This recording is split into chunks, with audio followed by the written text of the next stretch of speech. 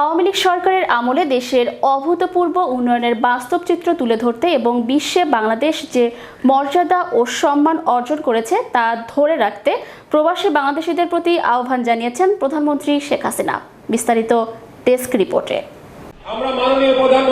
বাংলাদেশ সরকার প্রধান নিউ ইয়র্কে অবস্থানকালীন সময় শনিবার যুক্তরাষ্ট্রের প্রবাসী বাংলাদেশিদের দেয়া ভার্চুয়াল সংবর্ধনা অনুষ্ঠানে বলেন, আমাদের বিরুদ্ধে চালানো অপপ্রচারের তাৎক্ষণিক উপযুক্ত জবাব দিন।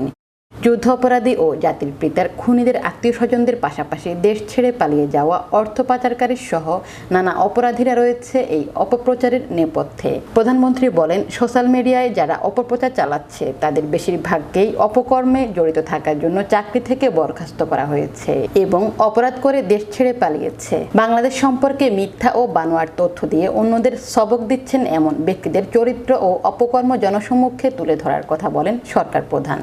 তাদের কথায় কর্ণপাত করবেন না, বরং আমাদের উন্নয়নকে জনগণের সামনে তুলে ধরুন। প্রধানমন্ত্রী বলেন, বাংলাদেশের উন্নয়ন সম্পর্কে আপনার এলাকার কংগ্রেসম্যান, সিনেটর এবং নির্বাচিত প্রতিনিধিদের অবহিত করুন এবং তাদের সাথে যোগাযোগ বজায় রাখুন। বিএনপি আমলে বাজেটের আকার ছিল মাত্র 60,000 কোটি টাকা। আওয়ামী লীগ সরকারের শেষ বাজেট ছিল 6 লাখ কোটি টাকার উপরে। আমাদের যে অর্থনৈতিক উন্নয়নের যে সমস্ত তথ্যগুলি আছে সেটা আপনারা সব জায়গায় তুলে ধরবেন।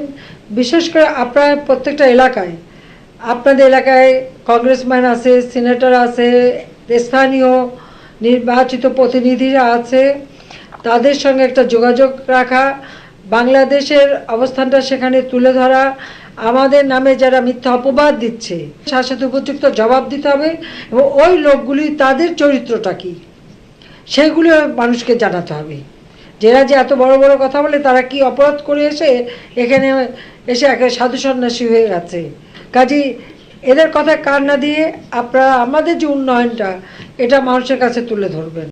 তিনি মিথ্যা ও বানোয়াট অভিযোগ এনে পদ্মা বহুমুখী সেতু প্রকল্প থেকে তাদের তহবিল প্রত্যাহারে বিশ্ব ব্যাংকের সিদ্ধান্তের বিরুদ্ধে অবস্থান নেয় প্রবাসী বাংলাদেশিদের ধন্যবাদ জানান, যা পরবর্তীতে কানাডার আদালতেও ভুয়া প্রমাণিত হয়েছে। বাংলাদেশের নিজস্ব অর্থায়নে পদ্মা সেতু নির্মাণের সিদ্ধান্ত বিশ্বে বাংলাদেশের ভাবমূর্তি বদলে দিয়েছে এবং প্রমাণ করেছে যে বাংলাদেশ যা বলে তা করার ক্ষমতা রাখে।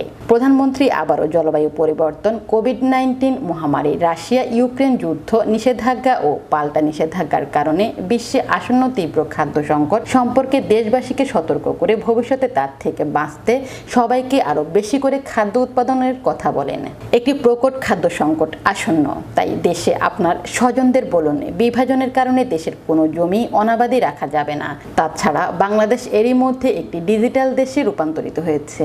ভোট কারচুপি ও মানবাধিকার লঙ্ঘনের পাশাপাশি গুম, খুন এবং দুর্নীতি, অর্থ পাচার এবং অস্ত্র বাণিজ্য সহ সব ধরনের অপকর্মের রাজনীতি চালু করা সত্ত্বেও নির্বাচনী প্রক্রিয়া, গণতন্ত্র ও মানবাধিকার নিয়ে কথা বলার জন্য শেখ হাসিনা বিএনপির কঠোর সমালোচনা করেন। ভোট কারচুপিতে বিএনপি চ্যাম্পিয়ন ছিল। তারা 1,23,00,000 ভুয়া ভোটার দিয়ে ভোটার তালিকা তৈরি করেছিল। জাতির পিতা বঙ্গবন্ধু শেখ মুজিবুর রহমান যে যুদ্ধ অপরাধীদের বিচার শুরু করেছিলেন, জিয়াউর রহমান সেই বিচার বন্ধ করে দেন এবং তাদের উপদেষ্টা ও মন্ত্রী বানিয়েছিলেন উল্লেখ করে তিনি বলেন, খালেদা ও এরশাদ একই কাজ করেন। আজকে তারা নির্বাচন নিয়ে প্রশ্ন তোলে, মানবাধিকার নিয়ে প্রশ্ন তোলে, তাদের সময় প্রতি পদে পদে মানবাধিকার লঙ্ঘিত হয়েছে। আর নির্বাচন তো কারচুপিতে তারা চ্যাম্পিয়ন ছিল। আওয়ামী লীগ মানুষের অধিকার সংরক্ষণ করে।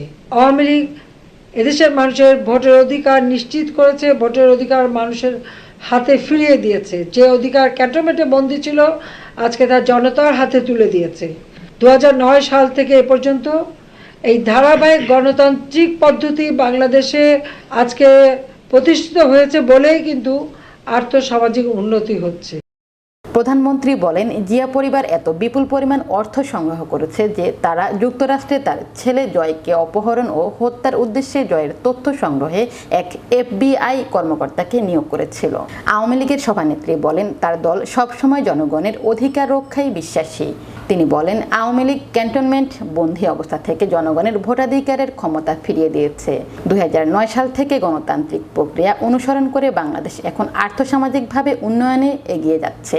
বিএনপি জামায়াত জোট বারবার অগ্নিসংযোগ, সন্ত্রাস ও হত্যার সংস্কৃতি আশ্রয় নিয়ে গণতান্ত্রিক প্রক্রিয়াকে বাধাগ্রস্ত করার চেষ্টা করেছে, কিন্তু জনগণ কখনোই তাদের কর্মকাণ্ড সাড়া দেয়নি, কারণ তারা হত্যা, দুর্নীতি, অর্থ পাচার এবং অস্ত্র ব্যবসা সহ প্রতিটি অপকর্মের সাথে জড়িত।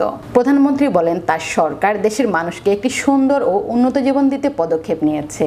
এই পদক্ষেপের অংশ হিসেবে বাংলাদেশের একজনও গৃহহীন ও ভূমিহীন থাকবে না উল্লেখ করে তিনি বলেন, তারা এরই মধ্যে 10 লাখ পরিবারকে বিনা খরচে জমিসহ ঘর দিয়েছেন এবং জীবন ও জীবিকা নির্বাহের জন্য আয়ের ব্যবস্থা করেছেন। 3টি ব্যাংক সহ প্রবাসীদের সুবিধার্থে বর্তমান সরকারের বিভিন্ন প্রচেষ্টায় সংক্ষিপ্ত বিবরণে বলেন, তার সরকার প্রবাসী বাংলাদেশিদের কল্যাণে কাজ করে যাচ্ছে। সংকটকালীন সময়ে দেশের পাশে থাকার জন্য শুভেচ্ছা জানিয়ে প্রধানমন্ত্রী প্রবাসী বাংলাদেশিদের নিজ দেশে আরও বিনিয়োগ করে দেশকে আরও সমৃদ্ধির পথে এগিয়ে নেওয়ার প্রত্যাশা ব্যক্ত করেন। যারা প্রবাসে আছেন, 100টা অর্থনীতি অঞ্চল করে দিয়েছি, সেখানে বিনিয়োগ করেন, নিজের দেশে কাজ করেন। তাছাড়া পাসপোর্টের মাধ্যমেই যাতে ব্যাংক অ্যাকাউন্ট খুলতে পারেন সেই নির্দেশটাও কিন্তু দেওয়া হয়েছে। আজকে যে সম্মান বাংলাদেশ পেয়েছে সারা বিশ্বব্যাপী, এই সম্মানটা যেন অক্ষুণ্ণ থাকে প্রবাসীদের কাছে, দেশের মানুষের কাছে, সেটাই হচ্ছে আমার একমাত্র আবেদন। সানজিদা সুলতানা, বিশ্ব বাংলা নিউজ 24।